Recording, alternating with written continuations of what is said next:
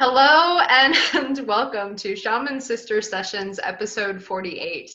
I am Michelle Hawk. I'm here with my shaman sister, Katherine Bird, and this is our offering to you. Today we are welcoming special guest, Marli Williams, to this Shaman Sister Sessions. Our podcast arose out of Katherine's and my conversations about what does it mean to be a healer? What does it mean to be a practitioner in the world? What the fuck are we doing as shamans? And what are the implications for you and society at large?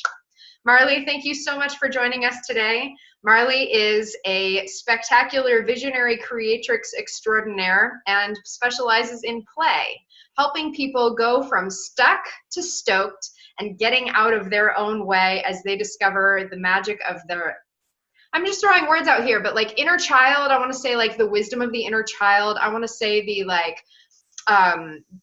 what magic can come from that process of going into pleasure and going into experiencing the world as if for the first time. That's some of what I see in your magic.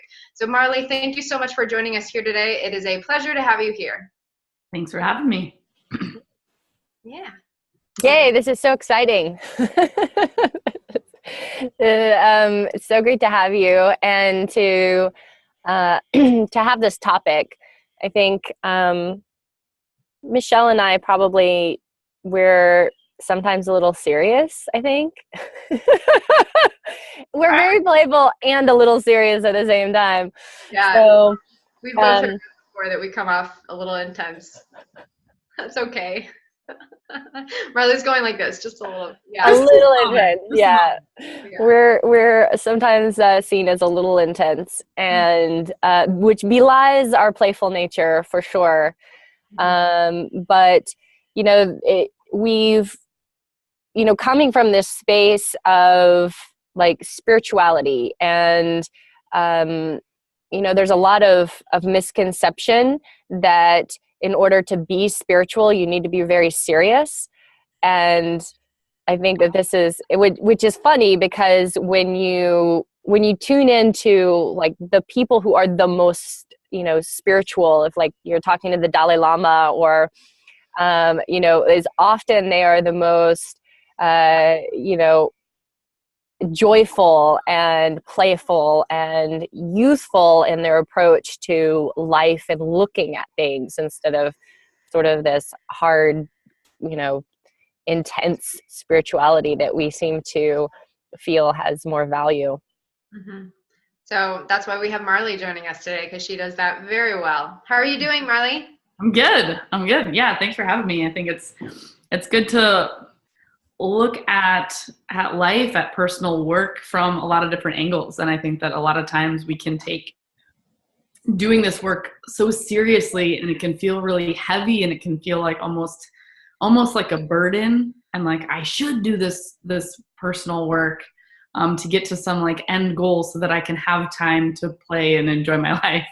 And so what if we flip the script and made space and time for that play, and I've been really reflecting on what that actually even what play means to me, and like kind of like redefining that. Let's hear it. And so I'm working on it. It's a work in progress, but this idea of deep play, I think play can seem almost like the opposite of work. And when I was just talking to my friend this morning about play, and I'm like, it's not just sitting around like playing board games.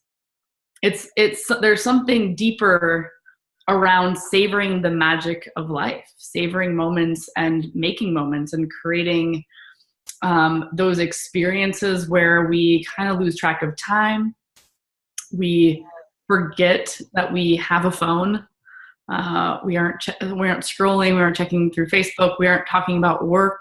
We aren't thinking about work. But there's a presence that I think really encapsulates when you are like playing full out and really kind of absorbed in the moment, absorbed in the experience. I think that so many people that I hear from, entrepreneurs and coaches and speakers and healers, say like their best and most brilliant ideas come when they have taken space to be, to play, to kind of take a step away from their quote unquote work and really allowing this inner child and like this new different sense of wonder and curiosity around where they are at in their journey, rather than like going to a business mastermind retreat where they're talking about strategies and they're talking about what's my next book idea or what's like, and it can feel really masculine in a lot of ways and really and I'm a really action oriented person. And so I need to balance that with space. And so I'm cultivating my definition and awareness of like, what do I really mean by this idea of play and deep play and divine play? That it really isn't this kind of secondary thought, like when I have time or if I have time, I'll play. Or, I think a lot of people have an association when all of my work gets done, then I will play. Mm. And I think that I want to kind of flip the script. It's like, in order to do my best work, I need to play. Mm-hmm. I think you're speaking to a really important piece of programming there that we pretty much all received. I think universally we can all agree upon, either when we're given homework as children or like have to do our chores, or there's some aspect of unpleasant responsibility that precedes the freedom to do whatever we truly want and be who we truly are. Because when we're playing, and you're talking here about deep play, there's this surrender to that flow and surrender to these wildly imaginative, creative, in the flow, completely in alignment parts of ourselves that get to come out. And yet from that, because we live in a society that we do that says, okay, you have to do your chores before you can go play with your friends. You have to, mow the lawn before you can go, run around in the forest and imagine that you're a fairy or whatever the deal is. And so then we associate, okay, this is my reward for doing the unpleasant task, and not in itself. It's like downgraded to a different degree of importance. Like it is less important because it must come after work. Yeah, exactly. And another interesting, like this is very, very ingrained in all of us for sure. Because I don't think there's anybody who didn't have that experience. Even if your parents were very play oriented at school, there was no funny business here, mister. And, the other thing that's really ingrained in us from this is that you're not doing what I want. You're not being nice. You're not being this way. And now you are no longer going to be allowed to play with so-and-so. You're no longer going to be allowed to play this game. You're no longer going to be given this, whatever this thing is. That play was actually used as a bargaining chip to get us to behave a certain way, to get us to buckle down, to get us to be nice, to get us to share, to get us to stop crying. All of the things that it was utilized as, okay, well, if you're good, you get to play. And I think that so many of us run around in the world kind of believing that we're not good enough. Like it's our core wound is I'm not good enough. So then how could we allow ourselves to play? Like, I'm not actually good enough, worthy enough to, allow myself to have this thing that you only get if you're really great. You only get if everything's done. You only get if you get an A. You only get if you're amazing and you've like figured life out, then you get to play. But if you're not thriving in every area, play, it's off the table. Like, sorry, it's not for you. Yeah. And I think that we oftentimes attach our worthiness to how much we produce or how much work we get done. And I think that you're hitting on something there of like really believing that we are worthy because we exist. We're worthy of cultivating and creating that time and that space for play in a world that values productivity, in a world that values work over play.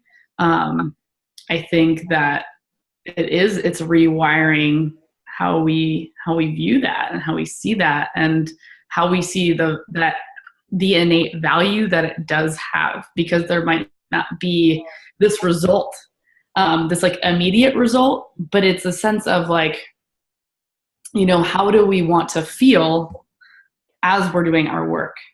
And I think that it's like we're working all, like this programming around like working hard and like, spending all of our time when we're like really able, we have like the ability to go on adventures and travel the world. And then we're supposed to wait until retirement. And then when we retire, then we can play, or then we can travel, or then we can go on all these adventures.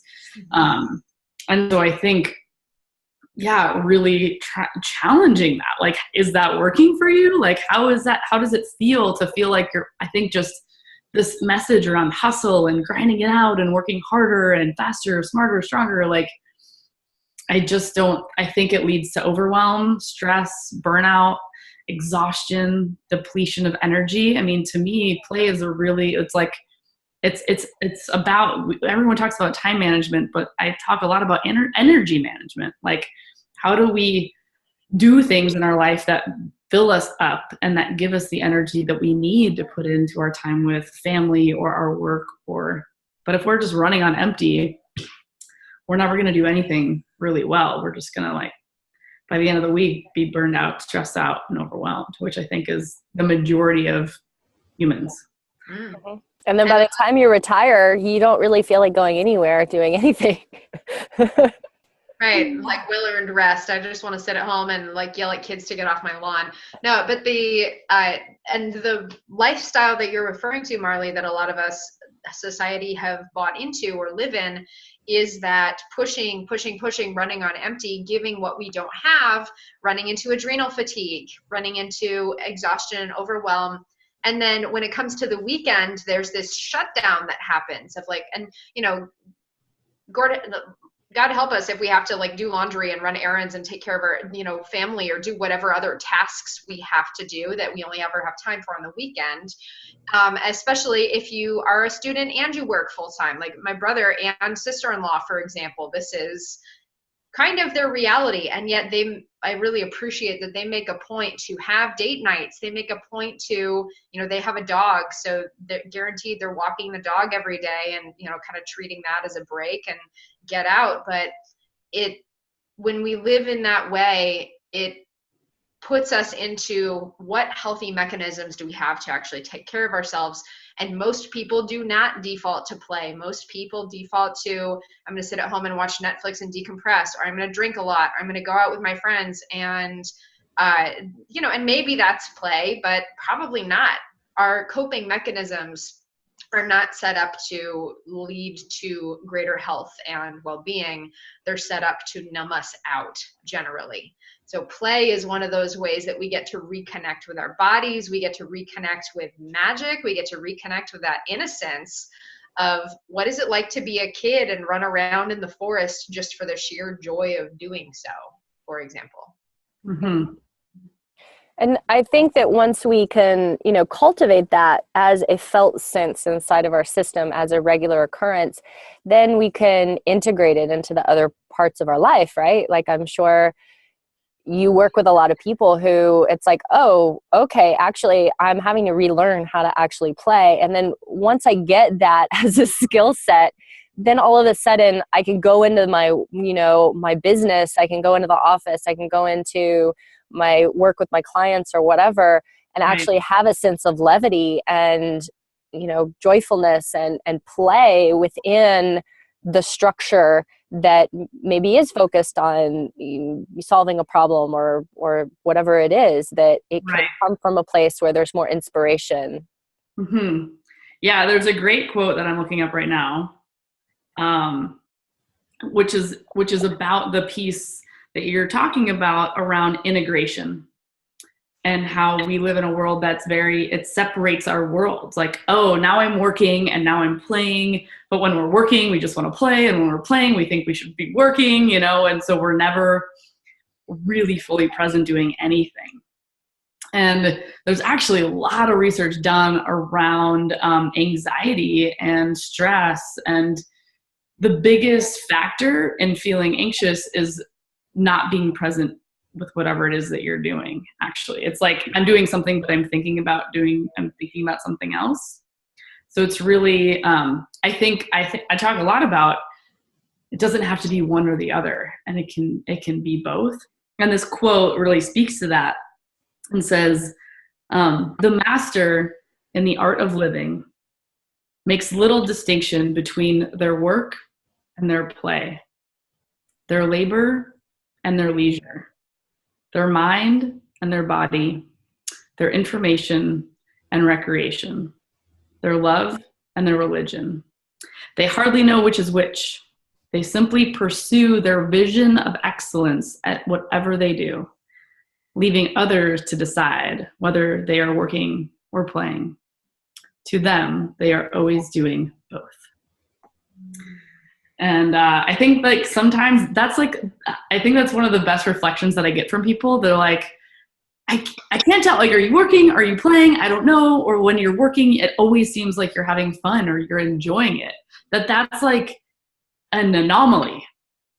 It's an anomaly to enjoy work. Like, it seems counterintuitive. We don't live in a culture that says, I mean, we have these messages, do what you love. But even people that are doing what they love, I see a lot of people, even that are entrepreneurs, that are hustling it out or grinding it out. And again, rewiring the programming around work has to suck, work has to be boring, work has to be hard. It's like, what if work was fun? What if it was easy? What if it was joyful? What if it was playful? And what if that improved the quality of my work? That it's not getting in the way of, but it is really enhancing my ability to be innovative, to be creative. And kids, I mean, that's the amazing thing about the inner child is like, kids are so innovative. They're creative. They build things out of nothing. They think anything is possible. And all of these companies or, entrepreneurs that want to be creative or innovative, they're doing it from this, like, I need to figure this out. And it feels like they have the weight of the world on their shoulders in figuring it out versus like, let me go for a walk and not think about it for a minute. And that is just as valuable as sitting in front of my computer screen trying to figure it out. So yeah, challenging the paradigm and the norms around work and play and how to integrate that so we can enjoy not just getting to the end goal or the destination, but like enjoy the ride, enjoy the journey. 95% of life is the journey. And we live in a world that's so focused on the destination and getting to this like end result. Like, isn't the end result to feel like you lived a life worth living and that maybe you had a good time doing it? Mm-hmm. Making that distinction between are we working to serve our lives or are we living to serve our work, really? And a lot of us, again, collectively have chosen to live lives that serve our work in some capacity. And so really sacrificing vacation time, sacrificing time with the family, sacrificing time doing what you love so that you can put in those extra few hours at the office or make the promotion or whatever. And I know, frankly, a lot of people who are watching this probably don't have that kind of job, but I invite you to consider anyway, in what ways are you living to serve your work rather than allowing your work, whatever that form that may take, to ultimately serve your life. And play is a way that we get to do that, where when we love what we're doing, when we're blissed out on what we're doing, when we're truly enjoying it, the work itself becomes ultimately in service to the kind of lifestyle that you're wanting to create. Mm-hmm. For sure. And, I keep thinking about when they talk about the way that we learn, right? That we actually learn through play, that when animals are, and you can see it especially with like baby animals, and they're learning how to hunt, and they're learning how to take care of themselves, and they're learning these very advanced skills of how to take down an animal and to feed their families, and they're doing it through the processes of play. They're doing it through this rambunctious fighting and playing and chasing things along the ground. And they spend an enormous amount of time doing that. And it's not how we're taught how that we learn. Like, we are animals, we learn that way, but we're not taught that that's how we learn. We're taught that we learn things by sitting down on a little square desk and looking at a piece of paper until we bash it into our heads in the most uncomfortable way possible, and then, try to regurgitate it, instead of finding ways to engage with our environment that stimulate us in order to actually, bring something to life within us. Mm-hmm. Yeah. I think it is looking at the way that we are wired in a lot of ways. And I think that it's like we forgot how to be human in this world that's like, and it's so rigid, in our education system, and in all of these ways, our innovation and creativity and ability to play is kind of taught out of us. So it's not like another. I think in the world of personal development, it's like awareness means like it's like, oh, one more thing that I need to work on, or one more thing I'm like, I need to work on being more playful, and then that feels hard. It's like, well. Because we don't live in a culture that really values that. And yet, like the top 10 regrets of folks in nursing homes or the folks that are dying, they're like, I wish I wouldn't have taken myself and life so seriously. Or like how many people say, man, I really wish I would have worked harder. At the end of the day, it's like, I think that idea of play is about savoring and about moments, and it's like that's just so much of what life is, what makes a meaningful life. Okay. And so I feel like, I get all riled up about this because it's like, if we're not, one of my quotes that I tell myself sometimes when I feel like I'm taking myself and my work too seriously is, if I'm not having fun, I'm doing it wrong. Because like, especially if you're someone who has your own business, it's like we get to make it whatever we want. Like, that's the fun part. And yet we still fit ourselves into these boxes because this is what we think it should look like. Or if I don't take myself seriously, then no one else will. Mm-hmm. Or whatever constructs we come up, or reasons that we have for needing to take ourselves seriously, or even, I know for myself, especially since I started my business when I was 21 or 22 years old. Anyway, starting my business as a very young healing person, like while I was still in college. And there was an enormous amount of pressure that I was putting on myself to be taken seriously and to go out into the world as an entrepreneur, to, again, while I was still in college, to be trying to communicate to people, yes, I know what I'm doing. Yes, I can facilitate this experience for you. Yes, I can hold this container. Yes, you are safe with me. Sometimes with people who were more than double my age. And for me, I know that that's been a journey of something that I have had to move through now that I'm 30, so still not like super old by any means, but at least I'm in my 30s now. And there's, I noticed when I turned 30, there's this like, oh, thank goodness, I'm not in my 20s anymore. I don't have to like have that layer of, I must be taken seriously. And yet finding that really impacted the way in which I historically presented myself, from a desire to appear trustworthy. And I think there's that subconscious association of, if I am seen as playful, I will not be trustworthy to someone who is approaching this really deeply personal work, this very important work. And there's an equation, a mental equation that we have with, again, importance equals serious. Yeah. When it's, again, not actually true. Yeah. And I find that then you create this, right? You create this a little bit of a persona.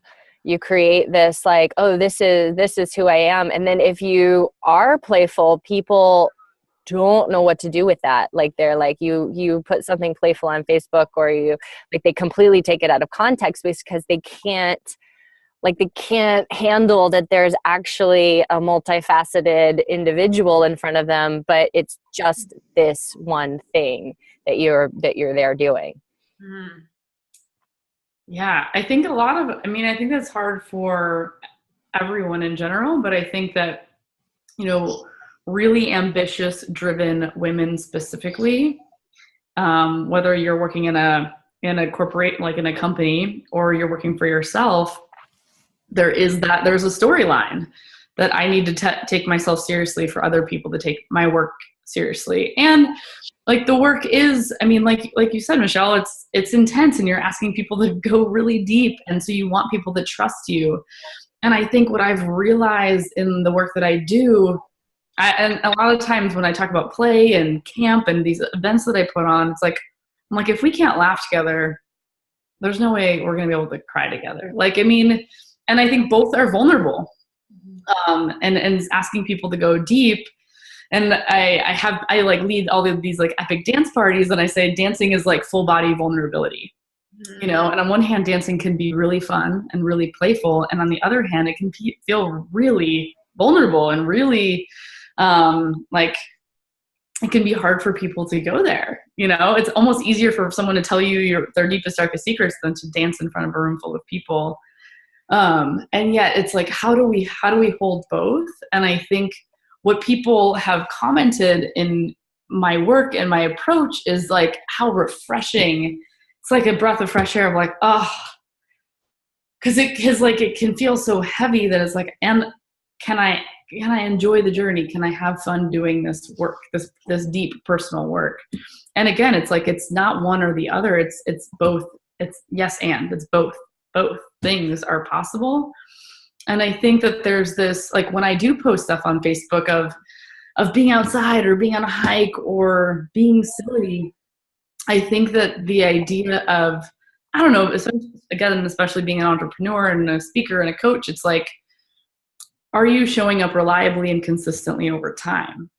Mm-hmm. And I think almost people rely on these, like the pep talks that I do, or like the consistency in who I am as a human. And I think that there's an element of this play that's it makes the work more approachable and enjoyable. And people are like, oh, I can trust you with my deepest, darkest secrets because you are able to hold all of it in this way of like, I'm okay. And we're going to go deep, and we're going to have fun, and we're going to laugh, and we're going to cry, and we're going to like, again, that holistic approach to like, all of us have all of these different parts of who we are. But I think it's like, how do we integrate those things more so that it's not like we're catching people off guard? Like when I'm super serious, like I can go there, but I can also play and have a really good time, you know? And no one's looking at that of like, oh, I don't know who Marli is. Mm-hmm. It's just bringing all of the layers of who we are and accepting those. I mean, a lot of it is about self-acceptance, and like we were talking about around the worthiness piece of like, we're worthy to have the time and the space to be and to play. And I think that knowing who we are and knowing what play means to you, and play might look different for people, you know, like play for me might be going on a hike outside, and it might look very different for somebody else. And that's okay too. But I think knowing what that is for you, knowing what fills you up, is important. I mean, and that's a piece of self-awareness. That's a piece of energetically supporting yourself and filling yourself back up, knowing what you need when you feel depleted, how to replenish and take that space. I'm personally really glad we're talking about this today, because I had a weight of the world sort of morning, and I am admittedly feeling much better already. But just looking at this really is, I don't know, kind of the antidote, I guess, is what I want to say, of like, again, taking not only myself, but taking everything so seriously. Like, so just viewers, just so you know, I filed for health insurance this morning, and it put me into this horrible state of everything's fucked up.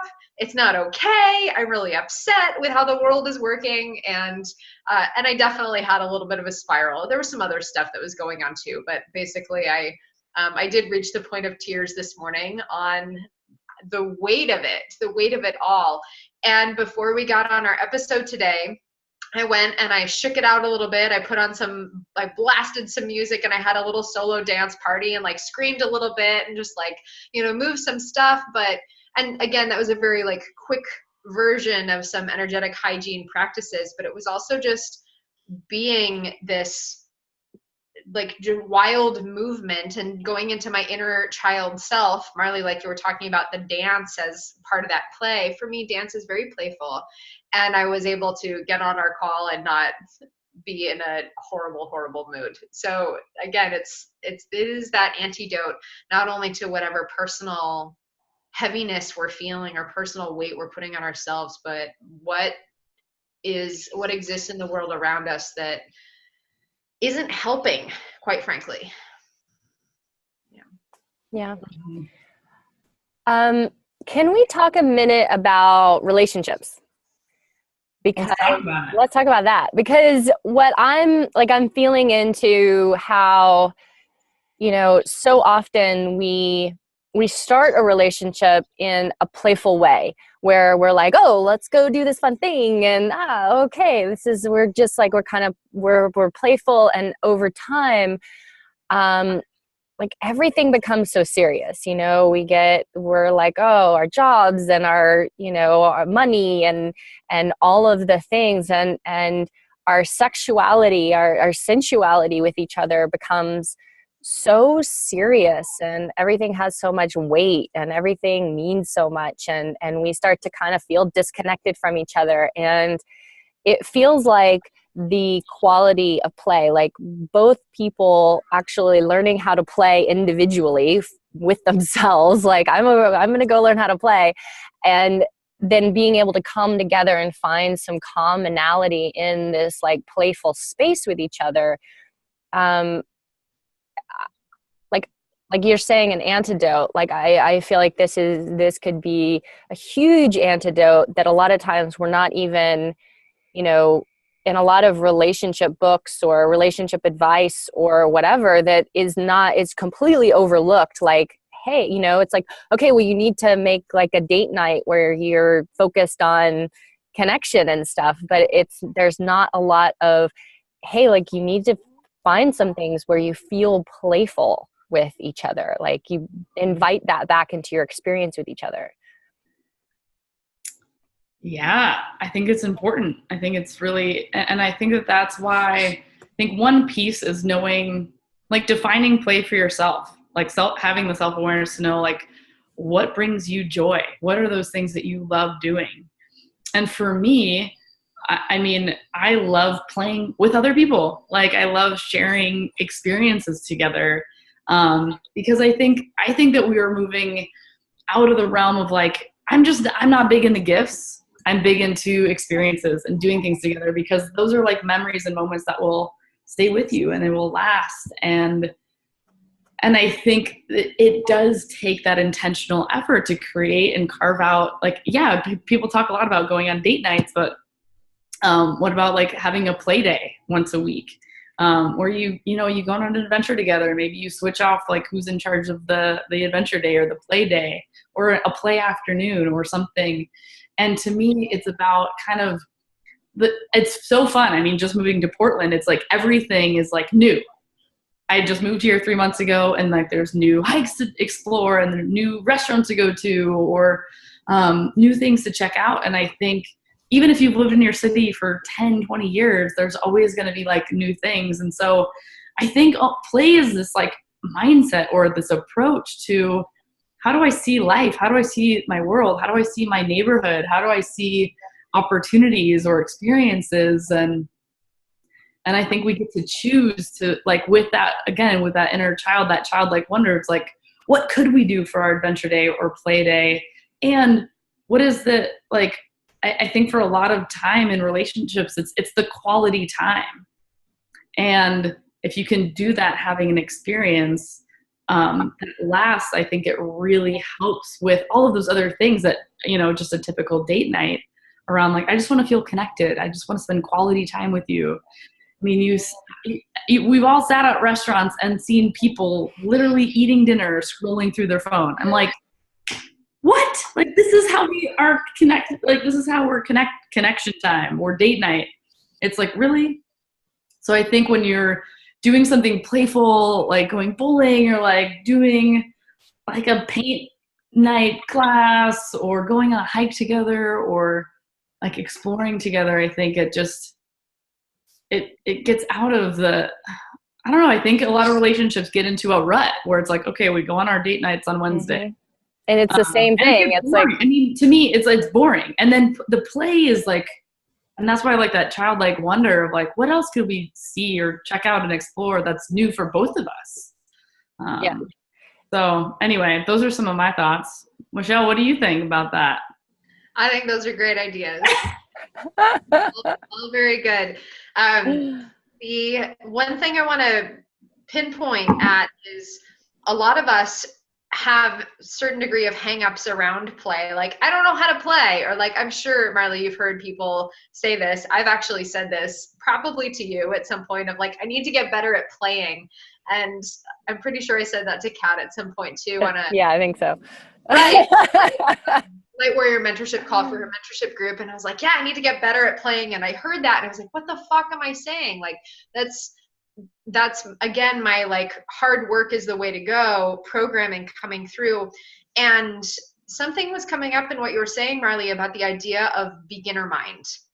And for myself, and I think for other people who raise those objections of, I don't know how to play, I'm not good at playing, I don't even know what that means, probably the easiest way to override all the programming and drop into a space of flow, because really, you know, according to my personal definition of play, it's this flow state, right, of radical presence. And whatever activity you're doing doesn't matter as much as just how you're showing up in it. So anything can be play as long as you are fully present in the experience without any agenda, without any expectations, and just allowing. The easiest way to do that is to go into something that you have absolutely no frame of reference for. And I know that's an edge for a lot of people. I really love being uncomfortable. I push myself in all these uncomfortable situations a lot. So it's kind of easy for me to say like, yeah, I'm going to go try this brand new thing I've never done before, because that's awesome. And I love doing that. But I was going to say I'm serious, but I'm playful in that, yes, that is ultimately the beginner mind, the easiest way to get out of our own way, to come into a space where we don't know what the fuck is going to happen. We don't know how it's going to go. We probably won't be good at it, and that's going to be okay. And just allowing ourselves to have a radically present experience with something completely new. I think that's a really good way for people to start surrendering into, again, the radical presence of an experience and allowing it to be exactly what it is without, you know, it's so funny. Like, you get these very type A people, or like engineer type people I've worked with in, for example, my Reiki classes, when I teach Reiki or I teach intuitive classes, I have people come take my classes who work at Intel, for example, and they come in wanting to be an expert at this thing that they're brand new at. And there's this like, what can I read in advance to prepare? How can I like plan how to be more psychic? How can I like do the research? What books can I read? Like, what, you know, tell me all the things that I need to know so that I can go in and master this experience as quickly as possible. And I have to tell them, hey, we're just going to play with it. This is a brand new thing for you. Don't read anything. Don't read a book. Don't do any research. Just come in, be present to exactly whatever's coming up, and have an experience. For some people, they can do that okay. Some people, it's a huge edge to push. Then eventually when they do, there is this freedom and actually greater degree of trust and integration, confidence of that new experience that comes from having it be completely their own. They didn't read about it beforehand. Nobody told them what it was going to be like. So they get to have a really rich, juicy, firsthand expression of, in this case, this new body of knowledge. In the case of somebody practicing play, you can go, you know, witness, for example, the solar eclipse, and like, don't read a single book about the eclipse. Don't like listen to any podcast about the eclipse. Don't listen to what to expect, but just be in awe and wonder of this brand new experience, which a lot of people here in Oregon did. Mm-hmm. Mm-hmm. And I think that I'll say one more thing, and about that, I think it's being in awe of each other and new experiences, and that every moment that you engage and meet someone, even if you've been in a relationship for whether it's 2 months or 2 years, there is always more there to like explore. And I think that when we get caught up in kind of the daily grind and the like, we lose touch with that awe And I think that's why I see play as almost like it isn't just going and doing things, but it's really a mindset around how we approach ourselves and each other and our relationships and our work and the world, from the sense of wonder of what more is there to learn about you, to know about you, what can we explore together. And I think when you approach it from that mindset with that lens, it's like everything can be magical. Mm-hmm. No, absolutely. And it gives you that point. It gives you that point of connection that, you know, a lot of times we're so in our heads about everything. And, you know, no matter if it's part of your business or your relationship or whatever it is, like we can get so far into processing and what's going on and this is what's happening in my head and this is what's going on in my feelings. And then sometimes it really is in like integrating the play, integrating the awe and wonder, integrating the fascination back into the relationship with, you know, or the work. It's like whatever it is that gives you access to the connection that you're so desperately seeking to find, and usually going about it in the way that we're going about everything through our mind. Oh, okay, this is my work. This is my problem I'm trying to solve. Let me sit down and try to solve it. Or this is my relationship. This is the problem that I'm having. Let me try to solve it. Let's sit down and process this for several hours and just like muck each other up and kind of like stir up all our shit and then try to sleep. And it's not going to work. But, you know, how do we, you know, re-engage? I mean, you know, there are definitely moments in like having a really intense, like, I mean, in a fight when, you know, like sometimes all it takes is like a shift of one of us just being like, I'm just going to like do something really super silly and playful in this moment. And like, let's just laugh and break up the tension of what's happening between us. Because when it all comes back to it, like it all comes back to love. We're just trying to figure things out coming from these weird places. So, you know, how do we re-engage with each other in moments, in an instant of, oh, actually, let me re-engage in a playful way with this person.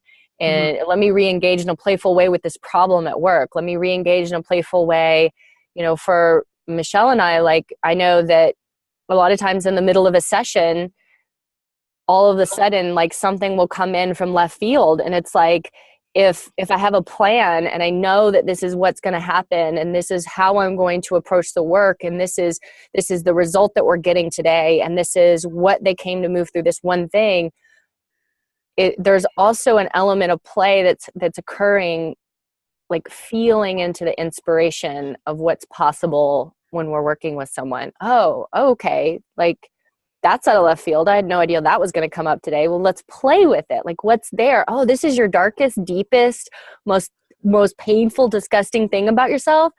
All right, well, let's bring a little levity. Let's like laugh at it. Let's play with it and see what's underneath it, and let it not be the most horrible, disgusting part of you. Let it just be this part that you could actually maybe even enjoy and appreciate and be playful with. Yeah. I think that when we begin to see some of those shadowy parts of ourselves, there's a gripping, or like this sense of like hanging on for dear life or taking it so seriously. And I think that that's an interesting thing about levity, lightness, play, joy, happiness. It's super floaty energy in a way. Like there's a quote or a poem that said, like, with sadness, there's something to hold on to.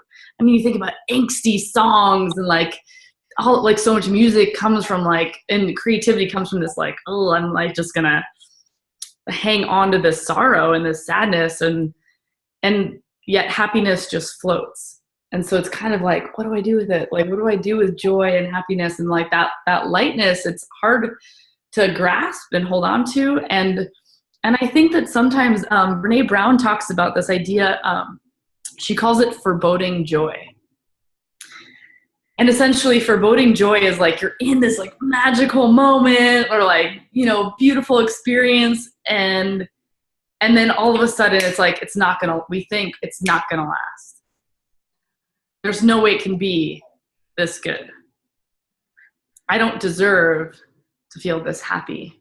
And that's why I think it goes back to like feeling worthy of that joy and of that happiness, and to take that like sacred time to play and to rejuvenate and reconnect.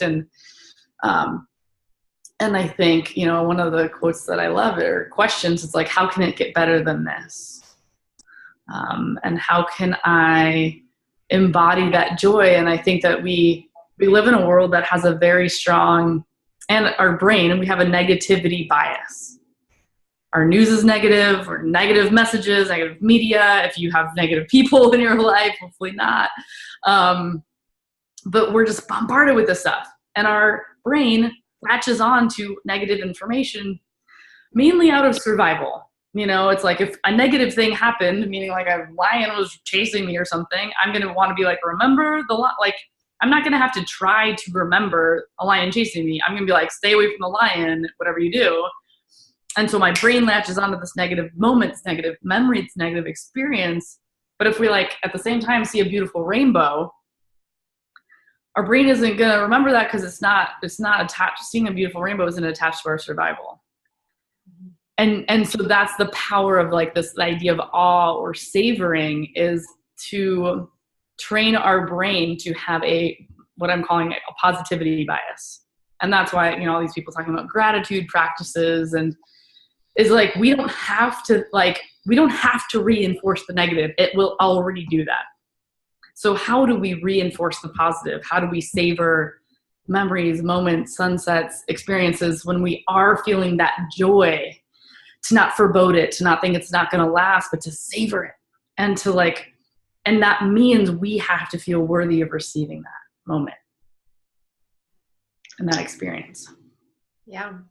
There's a energetic muscle memory to what you're talking about. And I think, Kat, this is something that we've talked about before, is when you're creating whatever practice, when you really sink into it, and you know, Marli, like you're talking about savoring the feeling, really absorbing it into every cell in your body, grounding it into every fiber of your being, it will be easier for you to return there next time. The same is true for play and that radical presence when we're cultivating an experience, allowing ourselves to be radically present, to breathe in that sense of play, that positivity bias, enjoyment into every cell in our bodies, every fiber of our being. It will be easier and faster for us to return there in the future. This is how we reprogram our subconscious, or this is how we reprogram all of our consciousness, actually, to actively seek out and choose the experiences that are in alignment with this new program that we're asserting for ourselves, that say, my life is enjoyable. It is okay for me to play. I am worthy to receive. I am grounded in my worth. And this is what my life is like. Yeah. And that's creating magic. I mean, honestly, it's like taking those things that might feel heavy and challenging and bringing lightness to it and get to transform our reality in a way. I mean, and we get to play with it. We get to play with play. Yeah, we do. The invitation. So what are some tools, Marli, that you would offer to viewers today about how can we bring more play into our lives? I know we've given some really good ones already. Mm-hmm. Let's kind of round out. What have we given already? We've talked about the try something new and go in your child mind. Mm-hmm. Yeah. What else? Yeah. Well, I think the first thing is realizing that, again, I think I mentioned this before, but like play is different for everyone. So the first thing I would invite people to do is to get a piece of paper, set a timer for 5 minutes if they want, and to write down all the things that make you feel playful, or write down like what does play mean to you, or what are things that when you're doing it you feel like a kid, you know, I don't know, and that could be different for everyone. It could be going to the zoo, it could be, you know, going for a hike, or going to like see something, you know, like it could be going out to a new restaurant for some people, that could be play. But I think making your own playlist, your playlist, and I would have things on there, anything that lasts from like 5 minutes to 5 days to 5 hours and everything in between. So it's like, oh, I only have like an hour today to play, or, oh, I have this half day on Saturday available. Instead of having to think about those things, you have a playlist to go to and say, oh, this is what we can do this weekend. Because if we don't plan it, it ain't gonna happen. And so we can plan to play. I think that we think that it's like, oh, play is just like spontaneous and it'll maybe happen if it does. But I invite people to plan, you know, plan your play and set aside time in your calendar whenever it feels like that's a good playtime. Maybe that's Sunday afternoons or Saturday mornings, or to set aside the time to have a list of things that bring you joy and fulfillment. So making a playlist and finding play buddies. Like for me, play alone isn't as fun as it is with other people. Some people I know that are more introverted need their playtime to be alone. But who are people that you can go play with? Like maybe I'm going to have certain buddies this winter that I'm going to go skiing with. And so can I reach out to those people and say, hey, what days are you free to go skiing? I want to go during the week so that I like avoid the crowds. But like they're going to be people, like how can I make it, I always ask the question, how can I make it easier to do the things that I want to do? How can I set myself up for success? And if I have people to go on these play days with or adventures with, or, you know, maybe I have a friend in my life. You know, if you're not a super playful person, I think that we all have a playful friend or someone that can help us with play, and reaching out to them and saying like, hey, let's set up a play day together, or invite them. Or maybe you have a friend who always knows all the concerts in town or always has the like inside scoop on like fun events that are happening. Reach out and connect with people. And I think it's a way to build relationships with people that are already in your community through going and having these experiences together. So those are a couple specific things that people can do to elevate their play game in their life. I like the playlist idea. I was like, just made that up. Yeah, that was great. I'm sitting over here smirking because you're speaking to my tendencies of I need to calendar play in my schedule, otherwise it's not going to happen. But that's something that I know about myself. Yeah, and I think it's not bad to plan that. Again, I think if we don't set aside the time, it's harder to make the time, because we're gonna override the need or desire to work. But if we have that set aside, can we honor that play slot just as much as we honor the times that we're working? Mm-hmm. That's the invitation, is not to say like, oh, I have this day set aside, but then someone asks you to work and you're like, oh yeah, I can work because I don't need to play. Can we actually honor, like when we do schedule that time, to honor it? Mm-hmm. Yeah. That's what I'm talking about. That's a great list, Marli. Thank you. Kat, do you have any other how to play or how to bring more play into our lives? I don't know. I think it also that it doesn't have to be complicated. That it doesn't have to be some big thing. It doesn't like it. You know, if I was like, I'm going to go skiing. No, that's not going to be my thing. That's not playful for me. That's a lot of anxiety about hurting my neck. Like I am not going to be that person, but like there are little things that are the playful things that you enjoy doing that, you know, like looking back from your childhood. Like, what was it that you spent a lot of time doing that you know, that had no purpose? Like, what was it that you spent your, you know, if you were given just free time with no restrictions, you didn't have to answer to anybody, what were you doing? And I think that gives you a really good look into like, what are the things that I would actually enjoy doing today? And sometimes for some of us, playing is reading a book, that giving ourselves permission to read fiction, which for a lot of us, I know for me, I'm like, oh, I'll read that fiction book when I take a trip and travel, like, because I can afford to, like, I'm on vacation. So that's my permissionary time when I can actually read a book just for fun.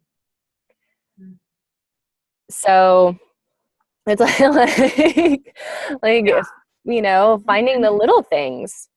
And I think that that's the thing about like having your own playlist is like, it's going to be different for everyone, and it doesn't have to be hard. It doesn't have to be overcomplicated. But I think taking some time to reflect on what are the things that fill you up. I mean, really, that's the essence of it. And the invitation is to, like, use that time to unplug, to disconnect to reconnect, or unplug to plug in, right? Like, what are things where I lose track of time and I can leave my phone at home, or I can turn it off? Because I think that in the world where we're constantly connected into technology, the idea of play being in that flow state. And so I think reflecting for you, like what that is. And it can be simple, and it can be making art, and it can be going for a walk. It doesn't have to be like super crazy things. And that's why it's important to have your own list, not follow someone else's like formula, because it's going to be different for everyone. So Thank you. Well, we gave you a lot of reasons to play. You know, we talked a lot about like why should we play? It has massive implications for our personal lives, our professional lives, especially for those of us who do work for ourselves. Marli, I really appreciated what you said about a lot of the most amazing ideas that we have come when we're not planning for it, come in those moments where we're just in that flow state of innocence and observance. So there are financial implications and business-based implications of getting out of our own way and just dropping into a play space. It impacts our relationships, it impacts our friendships, our way of being in the world, and ultimately retraining ourselves to have a positivity bias for how we're choosing to show up in the world. And there is really nothing bigger than that, of getting to choose how we want to be. Yeah. Boom. Drop the mic. Yeah. That's what's up. Right. So if you're interested in learning more about Marli and her amazing work in the world, Marli, what projects do you have coming up right now? You've got Fire Tribe, right? Yeah. I have a 9-month-long journey that's starting in March called the Fire Tribe, for badass women entrepreneurs, community builders, change makers, thought leaders, knowing that a lot of those women, you know, it's for ambitious, driven women to have the time and the space to play and to connect, so that they can expand and grow into the most fully expressed, fully alive versions of themselves, through retreats, through campfires, being outside, spending time in nature, and connecting with other badass women, not in a mastermind type of way, but in a master heartful type of presence and playfulness that brings us to life and reminds us that we're human. So that's exciting. Super jazzed about that. Absolutely. And and then I work one-on-one with folks. I've been playing with this idea of being a play coach, to help people do this, help people bring more play and lightness, and fun and joy into their world, into their work, into their life. Mm-hmm. So one-on-one coaching. And your website, if you are interested in connecting more with Marli, you can find her website at marliwilliams.com. That's MARLI Williams.com. And email her at marli@marliwilliams.com for more information. And thank you. Kat, what projects do you have going on right now? I have Open Your Channel, which is going to be a 3-part online class series and also a retreat. So you can just do the classes online or come to the amazing retreat, and it goes through a lot of context and awareness around what this means to have an open channel, to do mediumship and channeling work, to do healing work, and how to stabilize the system to support that. And then in the retreat, we're going to go through some very specific protocols to open the channel and give people access to divine wisdom, working with their guides, connection with their higher self. So it's very much a deep connection with yourself and then with the spiritual planes, and being able to handle that happening. So that's happening in January and February. So if you're interested, reach out and we'll send you some more information. Mm-hmm. I will be guest facilitating at the retreat in February. I'm so excited. It'll be great. In terms of my projects, I have a new year-long certification training program that I am launching starting in the beginning of February called I Am Alchemy, teaching the art and science of transformation of the I Am. Who are we as divine embodied beings? Who are we on this planet? And what is the I Am? What is the ultimate, most fully, authentically expressed version of the self? And how can we use the practices of magic to come into alignment with all that power that is around us to channel it into the I Am? If you're interested, go ahead and contact me for more information about that.